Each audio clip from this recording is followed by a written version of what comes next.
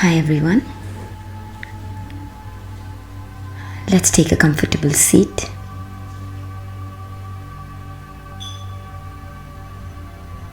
In this video, what's been coming up is to kind of take a deeper look at what is meant by resonance and how we can sense into our highest resonance. That can be our guiding light. It is our inner compass as the soul. So first and foremost, wherever you may find yourself, taking a comfortable seat, taking the attention to the breath.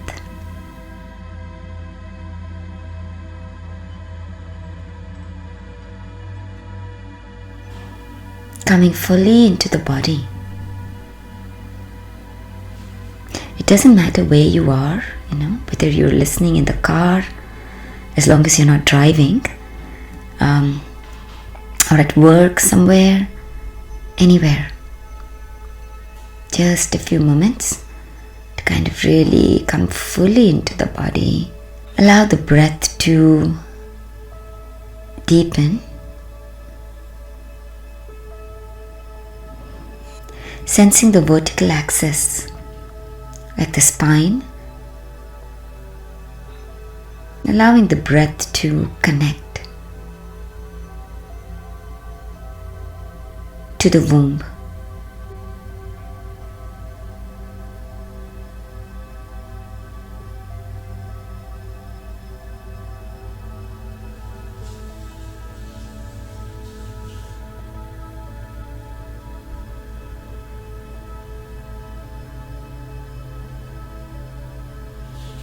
Feeling the whole body and its presence.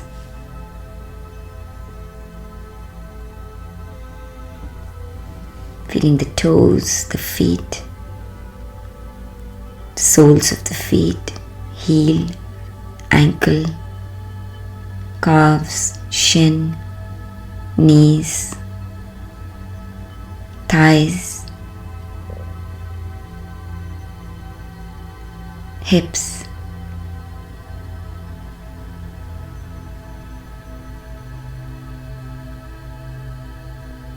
belly, steady lower back, sides of the lower torso, and the absolute sense of the body being supported by Mother Earth. The comfort of a steady, upright torso, shoulders relaxed, arms, hands, fingers, neck, face, head. With every exhale, just relaxing the whole face.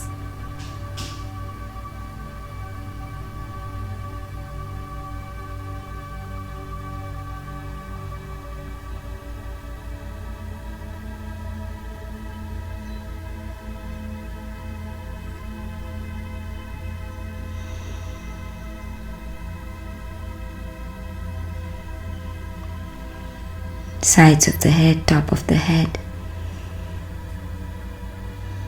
crown chakra. And kind of sensing presence as if radiating from the heart and from this central vertical line outwards, even beyond the edges of the body, taking space as awareness that is sensing even beyond the body, like an auric field. And however you are sensing it in this very moment is perfect. Acknowledge that.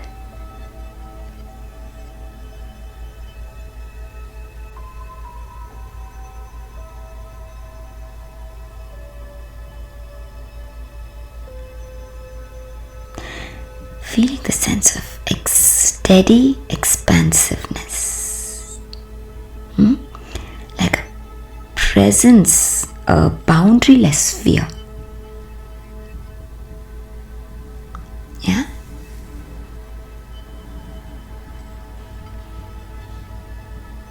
Just like a large listening space. Okay, just being here. Let's see what comes through the field regarding this topic that has been simmering really.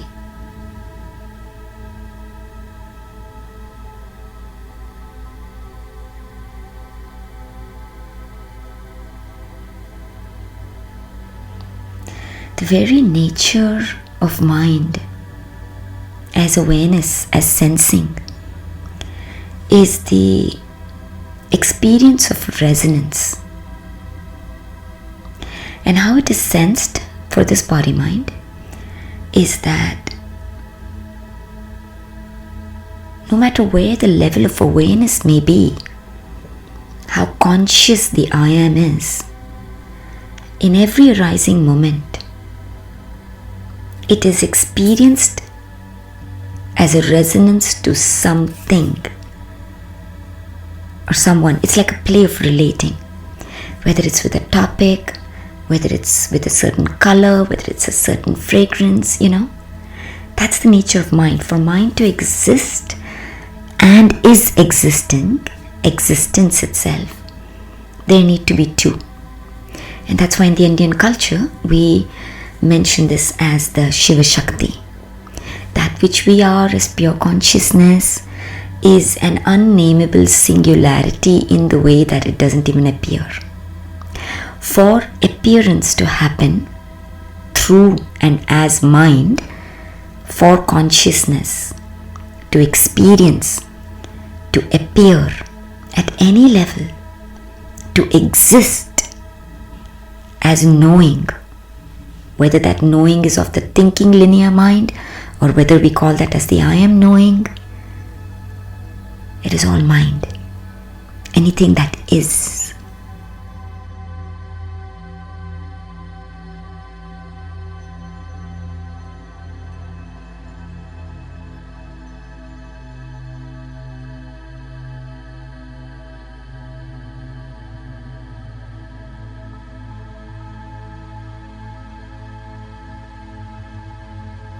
Which really is dependent on as the nature of the mind, as what I am vibrating, as what, at what level, as what am I aware of being.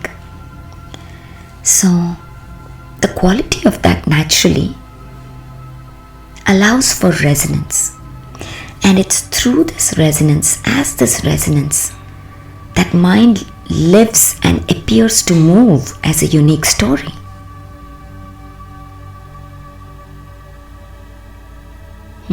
So it is so amazing to kind of feel into this. Let's walk together, really feel into this, that how uniquely each perceived state of consciousness moves towards what it's resonating with, right? Which of course there's nothing outside, it's resonating as. So it's this beautiful electromagnetic field. That's what it is. See, that's how consciousness, that is the one self being, uniquely lives as a story.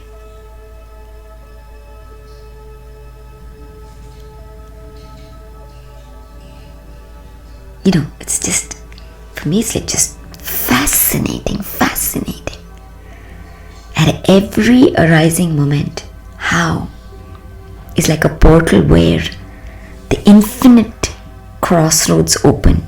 In the vision, there's of a star. That's what a star is. It's got a central point, that is the self. And then the radiating light of that, like the sun, which is a star, has this, at any moment, that's the point of the quantum leap, right? The more and more present we get, the more and more aware we get. It's like these radiating rays of possibilities. That's why to be a star, to experience oneself as the star of a living story that we are living, is to experience ourselves as this. That there are so many pathways that open up for us, and depending on how consciousness is aware, it is resonating to certain ways of being, seeing, doing. It's such a beautiful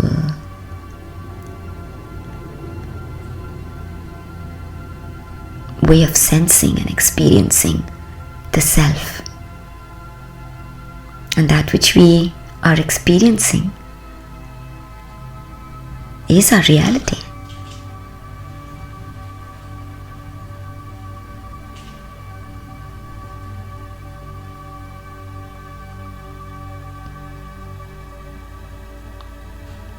So the thing that was coming about resonance, because that really is the intuition, that really is the deeper inner compass, the inner voice. So the question that often comes up is, how do I know what is my intuitive voice, and how do I know what is my deeper sensing, right? Naturally, the questions that we as the Dwapar Yuga 5 sensory mind ask. I really want to kind of hone into this, how it's experienced, is that when we are identified as the 5 sensory being, which we are very familiar with as the Kali Yuga, Dwapar Yuga state of mind, we are moving only, we are only seeing and only moving at the level of the logical, reasoning, intellectual mind that is fed and is the playground of the 5 senses. These 5 senses that we know are the gross senses, and what I mean by that is that they perceive and they vibrate and they sense at a level. It's consciousness which is sensing at a level which is the nature of mind, where it is outside inside. And because these senses, the way that they appear, are facing outwards to take in outer information, to per se, this creates the inner world and the outer world, the inner me and then the outer others and the outer world, right? Like that kind of phenomena. So naturally, when mind consciousness that is manifest is experiencing itself as that is our playground. That is the only level of awareness that is available to us. And naturally, that allows for that level of discernment, that level of choices that that we perceive, or the decisions that we even make, right?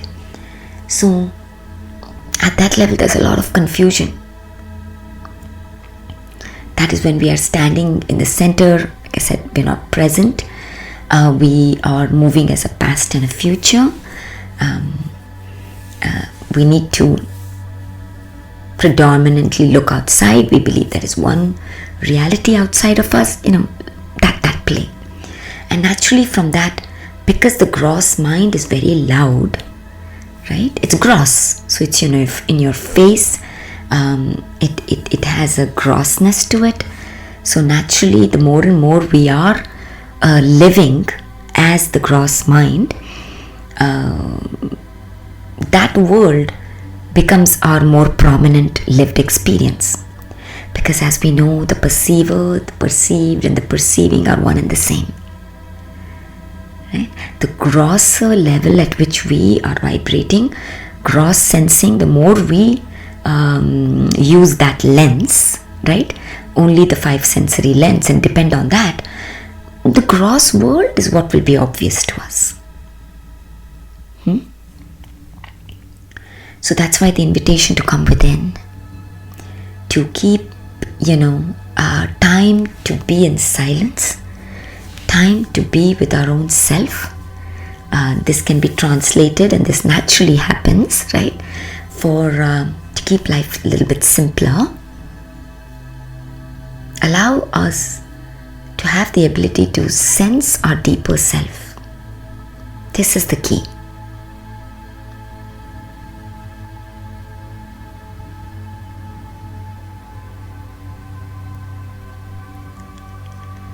At the level of consciousness,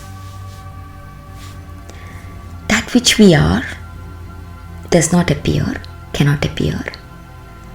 Only through and as the mind appears and can be sensed, and use all these words. One of the key things about these spiritual journeys that I'll tell you, that absolutely can be a significant shift, which I really see that we struggle with, especially if you've lived in the Dwapar Yuga state of mind. Because the Dwapar Yuga state of mind takes things literally. So I'm inviting you, that's why we did the previous practice, is to not take any of these words or any of this literally. You know how we listen to a story? Kind of metaphysically, symbolically. Yeah, to just kind of sense into that in that way. So, when consciousness, that which does not appear, appears, it's almost like a bindu. In the Indian culture, it's called as the bindu, which is a dot, a point. And that point is dark. So it's the unknown singularity of the one mind, that which we are. It is that central point, right? Like if you look at a star or a sun, from which the appearance of the radiating rays are the each stream of consciousness experiencing itself uniquely. So if you look at it at the level of Padma, Kamal, which is the lotus, which we know is very much symbolic for how we show the chakras. In Buddhism, as we know, we speak about the lotus that is, beautifully, its roots may be in the muddy water, but it's, rising above it and all of that. We can look at the same as the flower, the central point from the flower from which each petal unfurls, the flower of life, or the same symbol for the tree of life. From roots rising up, the tree appears, right, from that seed, which is the potentiality, the one mind, right, as the unknown is the potentiality from which each tree grows into a living possibility, experiencing itself and reality. So, for me, the way that it was that this came through was like just this divine bird, right? So, the mind has to stretch itself out to create time-space linearity. So that's why if we look at it at the symbol of the divine bird, which you can also look at the angels, right? And so if you look at that, it's like these two wings, right? That allows the one unknown mind to fly and experience itself at the play of duality. Similarly, at the level of chakras, right? It's one. The heart is always in the center, one. That is the one mind. It's timeless. It's knowing. It's timeless. It might not make sense to the reasoning mind, intellectual head, but it feels, and that feeling, emotion, when we really go in without the story, has divine wisdom.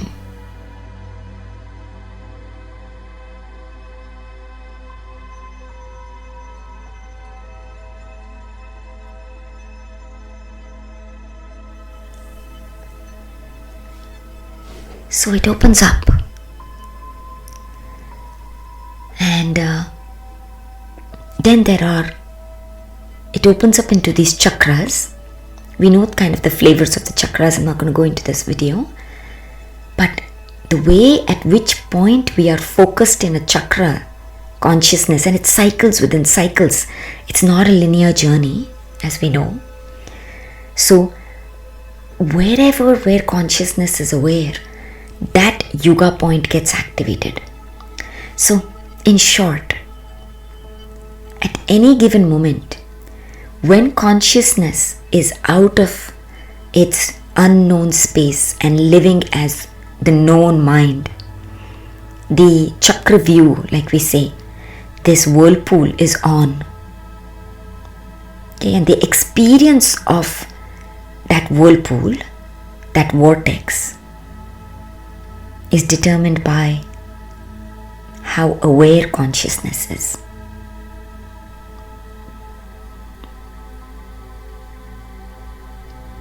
And that is why, as long as we are moving in and as linear time, I want to name something here because this comes up so often, and if it's coming up now in the field, it may be needed by somebody. Please note that, don't take this literally. If you do not understand what was mentioned before and you've kind of just stepped into these waters, or you're listening to this for the first time, don't be too concerned. You already know it. Whatever comes through, listen to that. And this is key. This is the key. The key being that the more we move into our known mind, what I mean by is the conscious mind, the more we are moving as linear time-space reality, the more we will experience ourselves as if spread out into a range of the human consciousness, which is from Kali Yuga to Dwapar Yuga to Treta Yuga to Satya Yuga. Okay, they're all aspects of our inner being or being. The more and more we are moving as the linear thinking mind, the more and more we are in denser state, more and more our awareness will be dancing. The set point will be at the Kali Yuga and Dwapar Yuga, at the conscious, what we call as the conscious known mind, and that experience. Self is experiencing. That's all there is to reality. What determines is where we are spending most of our time, one may say, as what we are spending most of our time. So the more and more we think, the personal identity thinks, that is the lens, the more and more colored and conditions we are, and that's the lens through which we are seeing. That's the vibration we are living. That becomes our set point. And therefore, that is a limitation in a way where we only see limited self, and that allows for the experience of our reality to be as if Kali Yuga and Dwapar Yuga. Right? The more and more we are present, the beauty of being present, presence, awareness,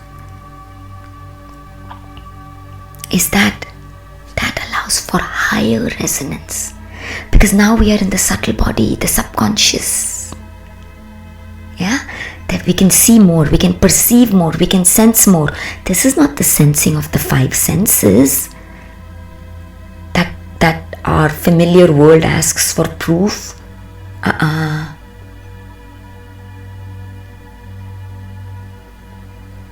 That's not the game here. This is that deeper sensing. But for the question, how do I hear my voice? How do I hear my deeper intuition? Come, become, because the being allows for seeing. That means being allows for sensing. Nothing comes from outside. Right? That's where the words come from. That there is no outside. The outside only happens when we fragment, consciousness fragments itself, which is an illusion, with an inner and outer. When we believe we have an inner, that's what the person believes, then naturally, simultaneously with that, there has to be an outer. You see, there's no outer, it is that being state, that's a deeper seeing state. That inner outer dissolves naturally when we are not trying to understand from only our five senses. And this is where the invitation is to come within. And that means become present, become presence, awareness. This cannot be done by overthinking, right? Naturally. Because for that we are again using our personal intellectual thinking mind that is simply conditioned by the world, that is the five sensory world and its limited interpretations. To deeply perceive, sense, make sense, which will for the rational mind feel like nonsense in the beginning. Because this sensing of the heart does not fit into the limited sensing of the five sensory mind, which looks outwards and wants things at its level of perception. Naturally so. This is simply nature. This is simply nature. That which I vibrate as is what will be experienced. Nature is. This is the definition in some ways of karma and dharma.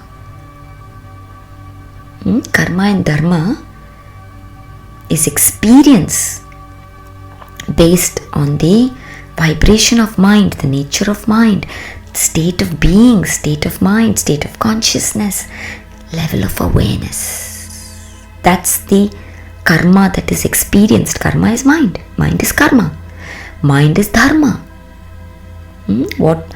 And dharma is. Swadharma is. What is the swa? The self. That is the dharma it's going to live. So coming into presence, becoming aware. This is literally stepping out of that linear karmic.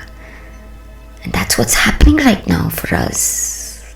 If you're listening to this, we have shifted, we've made the quantum leap outside the linear illusion of that recurring karma. You come in the center.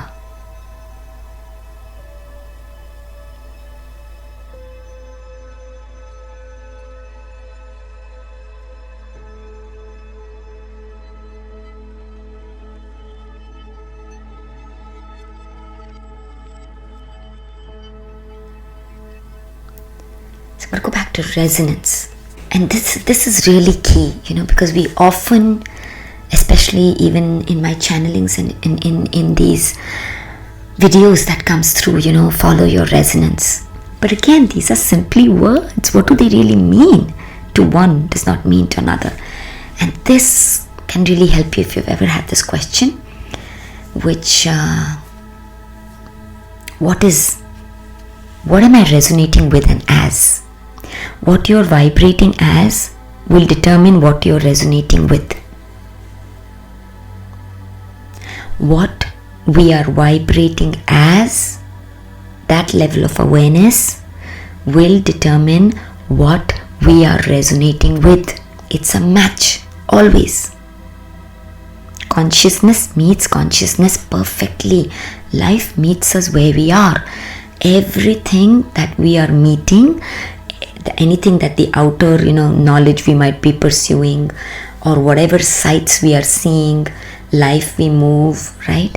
What we are seeing, what we are touching, what we are feeling, what catches our awareness, what catches our eye, is determined by the vibration of my mind, my level of awareness. Life is much, much, much, much, much more. But if we are in our personal thought and constantly moving as that, we don't see 99.9999999% because we are only moving as that 1%, which is the five sensory mind. It only perceives the 1%. And I'm kind of finding really new ways to kind of translate this the way that it's coming up in the pace that it's coming through. That's my desire. As I've shared before, and if you have been watching, the way this story is kind of unfolding of this body mind, it started with me writing books, and then that was too slow and wasn't coming through. Then it was like the downloads are so fast, right? And that's natural phenomena. Okay, if this is coming up, maybe it's relevant for you. The more and more we start living timelessly, spacelessly, the more faster it appears, the quickening happens of us seeing many simultaneous truths. This is when we wake up as the soul. This is when we wake up to our multidimensionality. Now, there is no linear, slow time and space as if we are reaching out to some wisdom. We are not doing it through written scriptures anymore. Right? The more and more we become present, we become Shruti, as we say. We are not Smriti. Smriti is memory. That's a different way. We become Shruti, and consciousness is timeless. That's our nature. Consciousness is timeless, spaceless, effortless. So boom, boom, boom, boom. I just said, somebody, even before they ask the question, or I sense the question in the field, boom, the answer is there. And it's like this block of thought, complete. It's not I'm sharing this because, how channeling can kind of come through, whatever you want to give these names. It's the same way our yoga rishis, maharishis, this is beyond gender when I say this. The root word for rishi is like water. It's like that fluid state of consciousness, right? This is how the knowledge of Vedas were experienced, brought forth. It's pure knowing, alive knowing. And since we are all consciousness already, we are it already.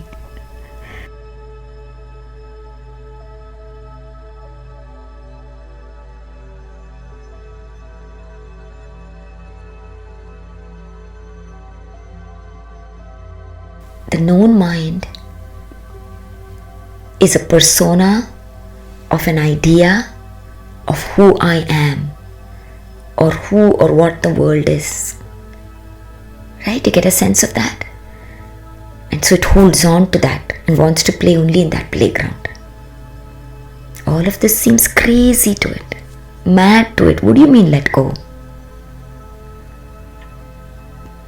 And yet this is the way. This is the way of surrender.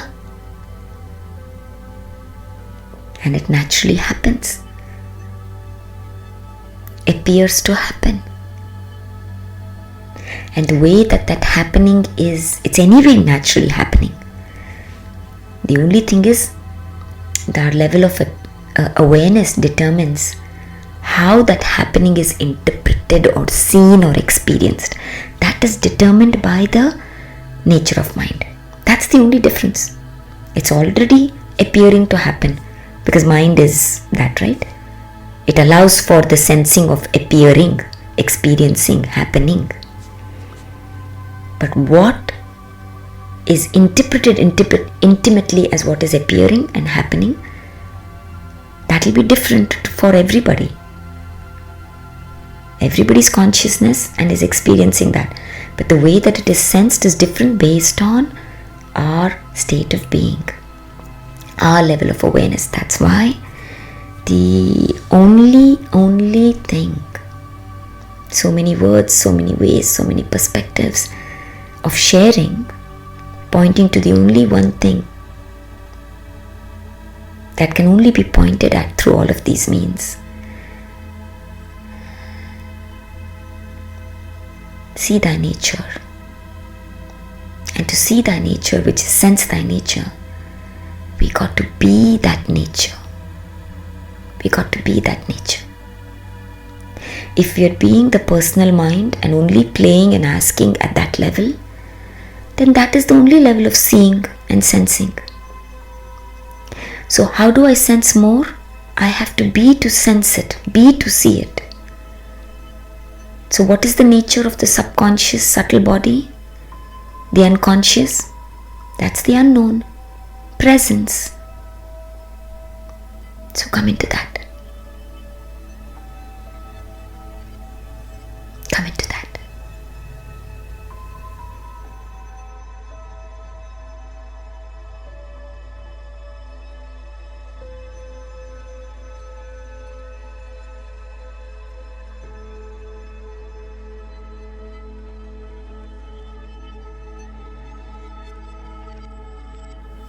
Isn't that amazing?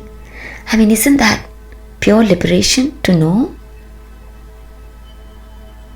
Because that's the Dwapara Yuga mind, where knowledge was held as power. That was the play of the age of Pisces, where we would say information is power.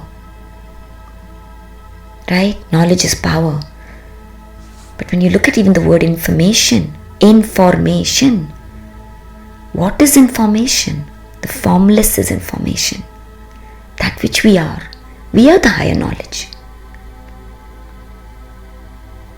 As you sense into this, you really see. You never ever have to, or if the mind does, see the nature of the mind that never put anything outside of itself or far out of itself and feel a dependency in a way that limits itself and its experience.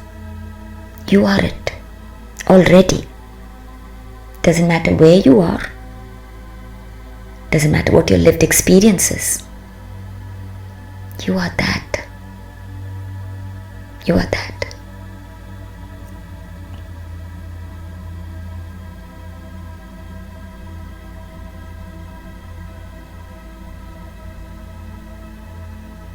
That's one way.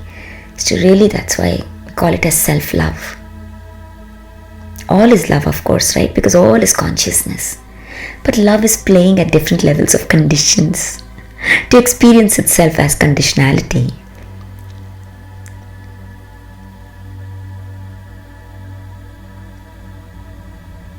This is the self-love.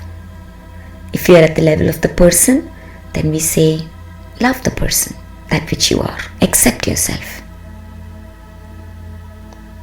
That acceptance becomes the portal to waking up, to loving the world that we are living as, that we are a part of, that we are, one way to put it, as the collective. That wakes us up to the one divine self that there is. That is waking up to and as the unnameable love that which we are, the unnameable joy that which we are, the unnameable peace that which we are. Love is the way, love is the answer. That which is all allowing, all accepting. That's why this is so key at this point. I suppose it's coming up with this Pitru Paksha. This is the point of neutrality. It's only through the neutral mind, neutral state, absolute radical acceptance, that we wake up as the being and the seeing for multidimensional self.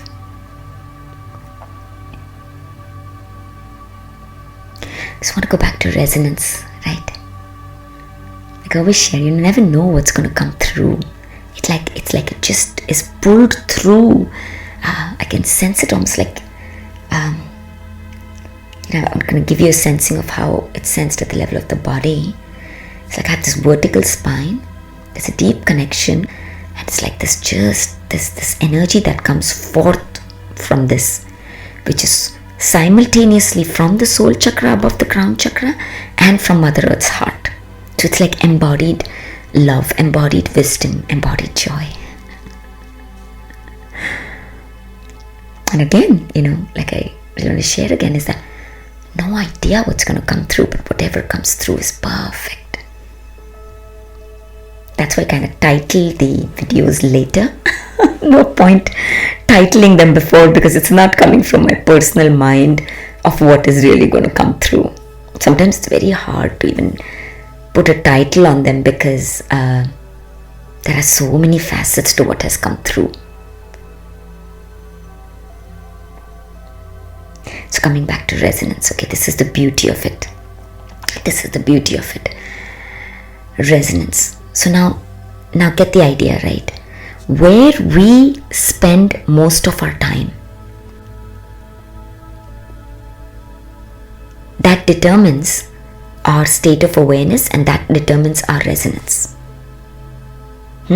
So when we are spending most of our time as the five senses, logical reasoning mind, at the level of that play most of the time, more than it is necessary, right, in that sense. And naturally then our resonance will only be at that level. So that is why we might have experienced it for ourselves. I'll tell you in my case, that's why our ability to relate to any knowledge has a range within which we will relate. If we are further off from some of these highest truths, they won't even make sense to us. Years ago, I started reading Jiddu Krishnamurti's books. Okay, it was hilarious. My heart seeked and sensed the truth of the words that were coming through this being. Okay, I could sense it. I could feel it. I knew what he was saying. But I'll tell you how damn frustrating it was, because I could not understand it. And I get this often right now as well from someone. That's why probably it's coming through. I could not get it.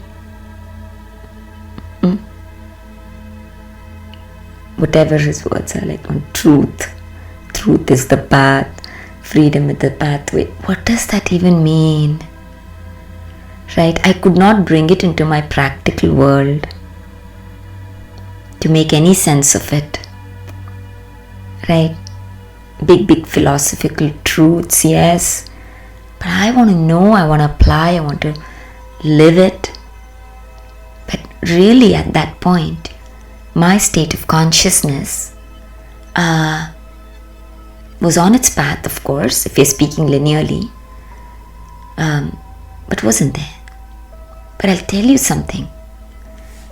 This is where, if this is coming up, and this has really been coming up recently, so I'm going to kind of name it, which I hear often, is that I couldn't go through his books honestly in the beginning because it made no sense beyond even a paragraph. I couldn't relate to it. So what I did was, whenever his work would come in my awareness, quotes, and the quotes that would maybe relate at some level at least, I knew they were profound. I would just read his quotes, and that was enough. And naturally the body will always move to its resonance, right? Wherever I was, there were other teachings that were closer to my understanding. So that is naturally where resonance took me, and I learned, and I grew. Consciousness expanded, right? And that allowed for resonance.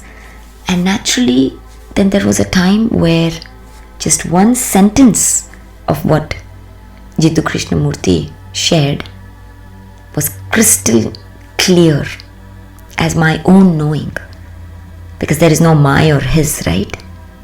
There is only consciousness.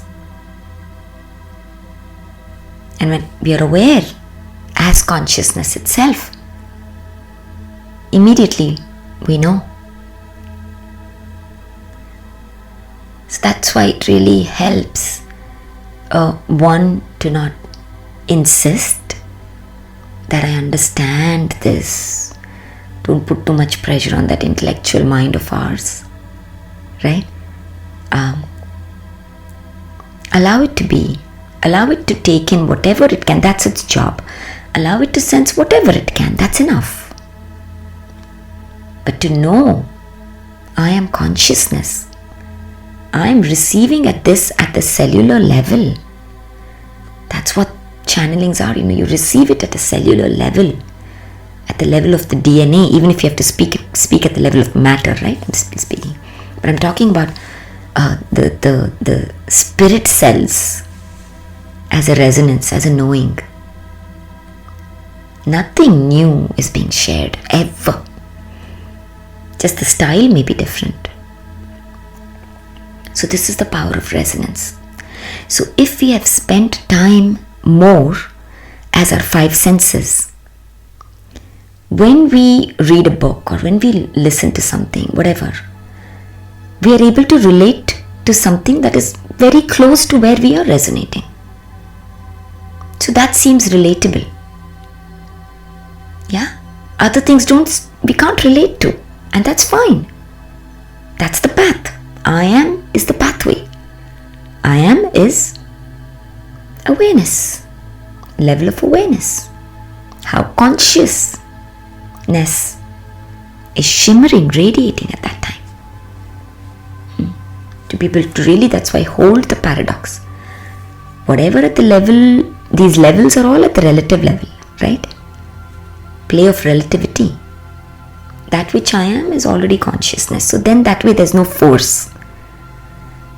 There's this beauty of exploration when I know that I'm consciousness. Then wherever I am, there is no this need. Will I miss something? Do I need to take down notes? That kind of starts to go away. Because I know I'm consciousness. I simply am. And it allows to take in perfectly. Now, how to really stay open to be at our highest resonance? This is the key. The more and more time we spend, how we do one thing is how we do everything. The more and more time we spend in our known mind through our day, that is our set point of resonance. Only that kind of knowledge will resonate to us, or will mainly resonate with or as. More and more we spend time in presence, as presence, knowing the nature of consciousness and reality that spontaneously arises. More and more we spend as that. Now our set point is at our subconscious or subtle body. So that means, so if you look at the level of the bodies, right? If we look at, there are 3 bodies. So we can stay the Stula Sharira. As Kali Yuga, Dwapar Yuga, we are only aware of our Stula Sharira. That is the tangible, what the 5 senses feel, and our known mind. That is the level at which we relate. The more and more we become present, the more and more we do these, we become and are aware of our prana, our breath. We relax more when we are in that fluid state where the merging of our dream world, imaginative world and our outer sensory world come together. Then we are in our Sukshma Sharira. That is the subtle body. That is the subconscious. Pranic body. Right? If you look at the koshas, we are beyond the Annamaya Kosha. Annamaya Kosha is the very gross level body. Eating from outside, knowledge from outside. Right? Now there's an inner knowing. That doorway is open. That becomes, the veil becomes thinner. That's what it is. The veil becomes thinner. So we're in our subconscious, in our subtle body. That's why this space becomes more silent, more quieter, more still. Sthiram, Sukham, Asanam. We're coming into our sense of being. This efforted doing kind of backs off. We move to our inner compass. This is the point. More and more we spend time with presence. And right, sense into this. What does this shift take again? To trust ourselves, to have faith that I am consciousness. If you're chasing, as if you're going to miss out on things, that is the play of the Stula Sharira, the Kali Yuga, Dwapar Yuga identity, the 3rd density. This is the 4th density. I am that within which time plays.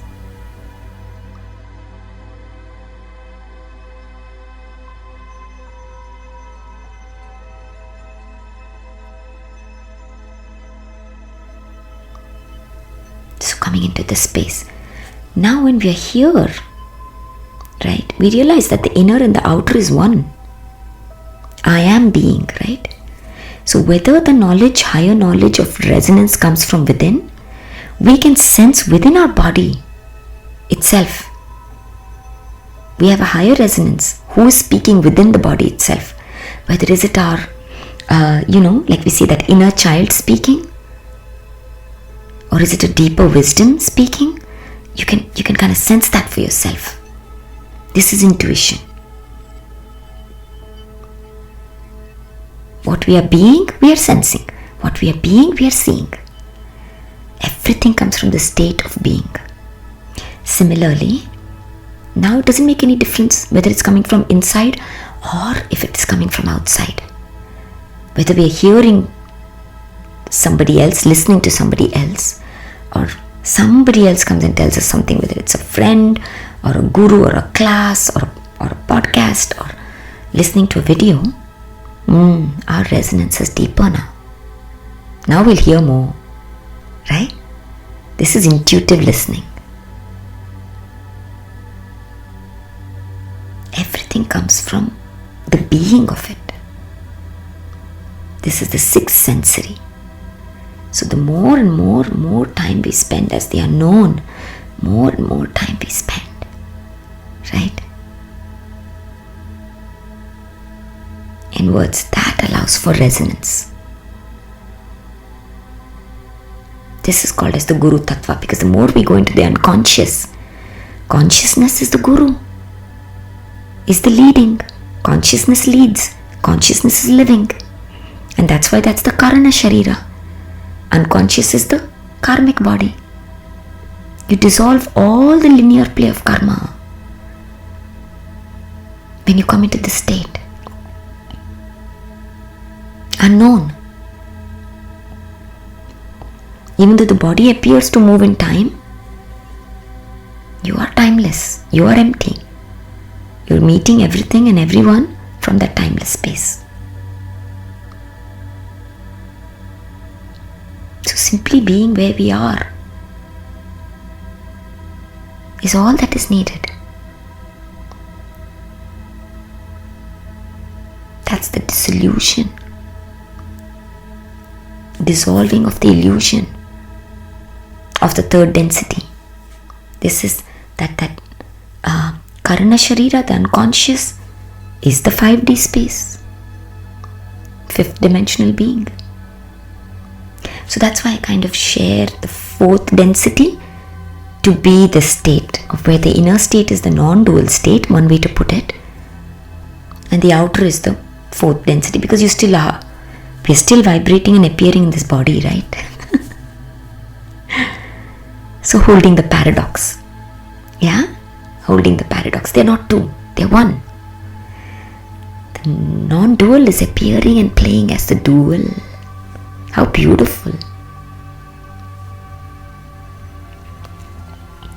So even when you move through, this was coming up really important, because even when you move through, what you're resonating with is determined by what you're resonating as. That is why this is in connection to yesterday's video. When we say come into what is, be with what is, has very much to do with what you are being. That is what will determine the perception, interpretation, understanding, experience of what is.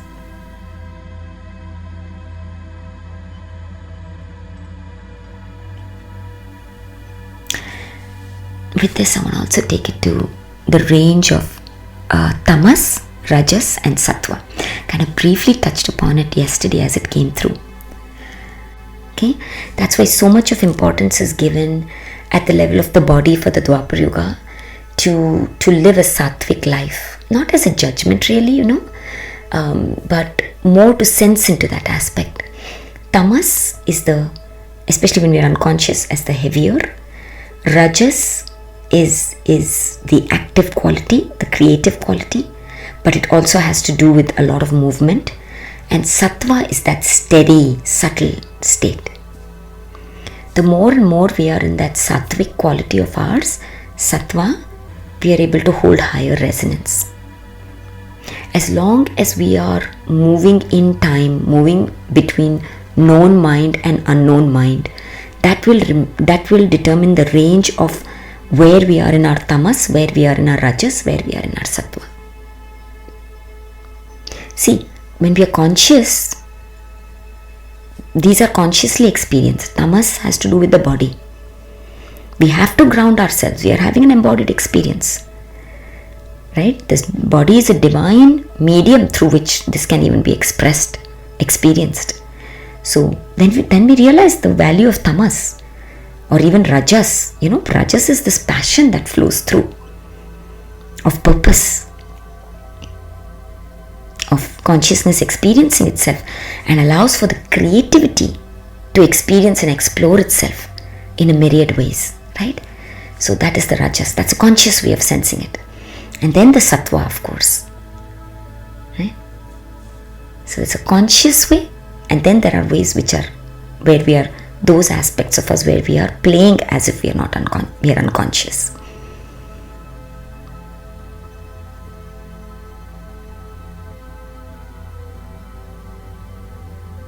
So however we may be called to this, life is beautifully experiencing itself.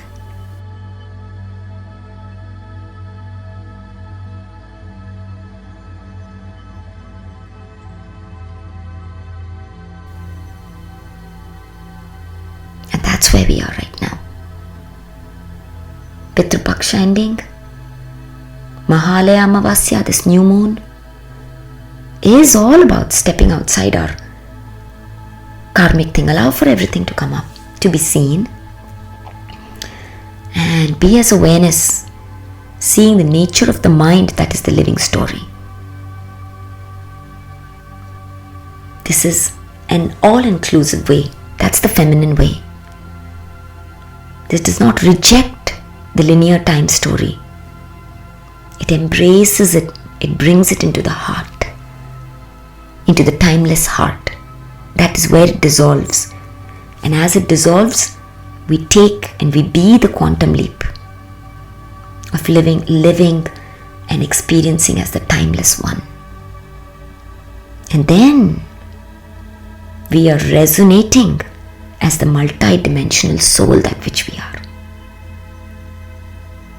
The multi-dimensional soul is multi-dimensional resonance.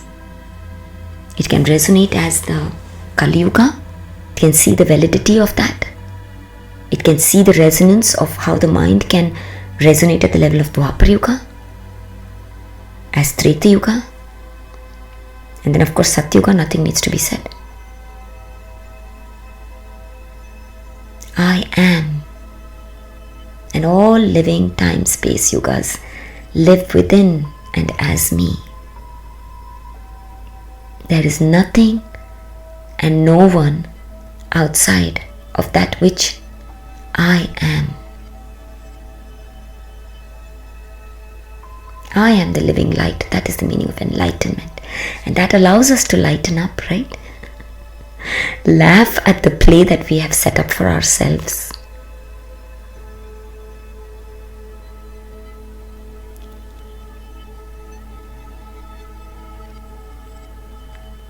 Much love. Much love. So living at our highest resonance. Have a beautiful day to living and celebrating that which we already are, an awakened body, mind, world.